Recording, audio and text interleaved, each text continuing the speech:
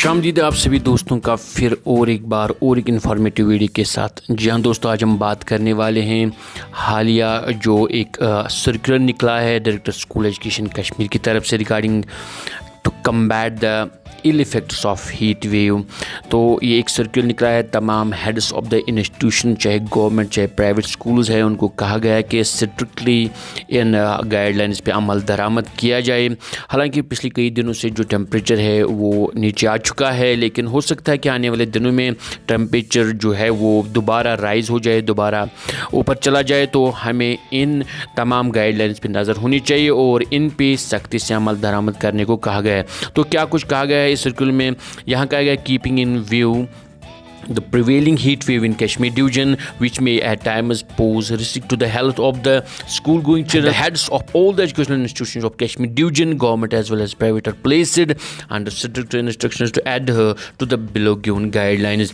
पहली guidelines जो दी गई है modification in daily routines, इसमें कहा गया है morning assembly should be brief and conducted in such an area or in classrooms where students are not exposed to direct sunlight. जी हाँ, जो morning assembly स्कूल में होती है तो उसको कहा गया या तो वो शेडेड एरिया में, सायेदार एरिया में की जाए या क्लासरूम्स में की जाए ताकि बच्चों को डायरेक्ट सनलाइट से बचाया जा सके। इसके बाद sports and other outdoor activities भी एडजस्ट इन अर्ली आवर्स। तो स्पोर्ट्स एक्टिविटीज़ या जो भी और एक्टिविटीज़ होती है तो वो सवेरी की जाए ताकि टेम्परेचर उसका कम होता है और बच्चे उस वक्त गर्मी की शिद्दत से बच सकें। केयर भी taken during assembly and dispose of student. तो स्टूडेंट जब आते हैं या जाते हैं मॉर्निंग असेंबली में तो उनका ख्याल रखा जाए। ट्रांसपोर्टेशन के हवाले से कहा गया है overcrowding school buses be strictly avoided and students as per seating capacity be carried in school buses.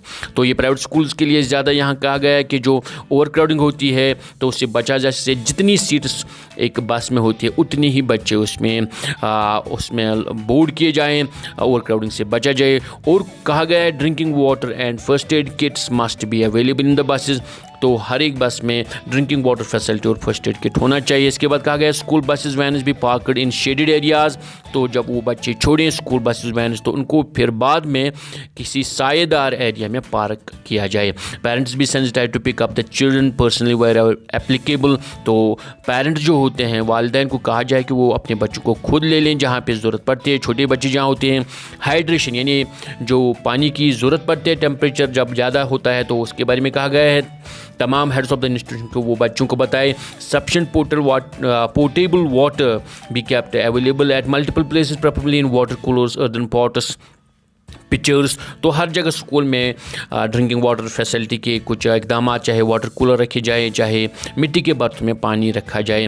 और कहा गया students should be sensitise regarding proper hydration and advise to sip water at regular interval. तो बच्चों को ये बताया जाए कि गर्मी के मौसम में पानी की कितनी ज़रूरत होती है तो वो लगातार पानी पीते रहें। Increase hydration naturally results in increase use of washrooms. So washrooms need to be kept in clean and hygienic conditions.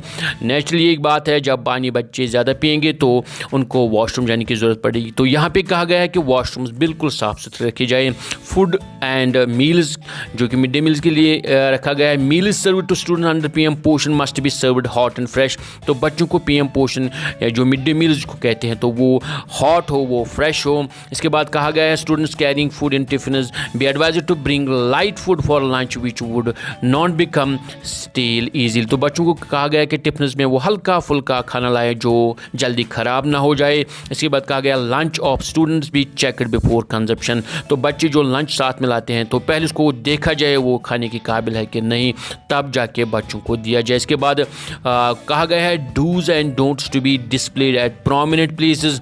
तो डूज यानी क्या कुछ करना होगा बच्चों को और डोंट्स क्या कुछ नहीं करना होगा बच्चों को।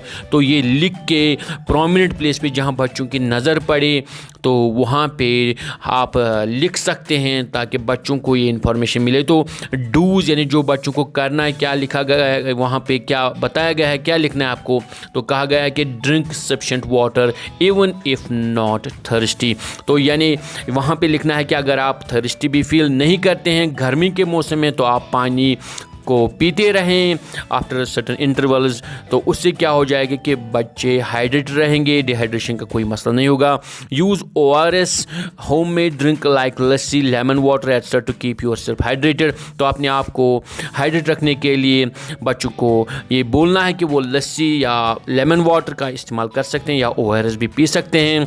इसके बाद कहा गया है cover your head by hat, umbrella और स्कार्फ एट्सेट्रा।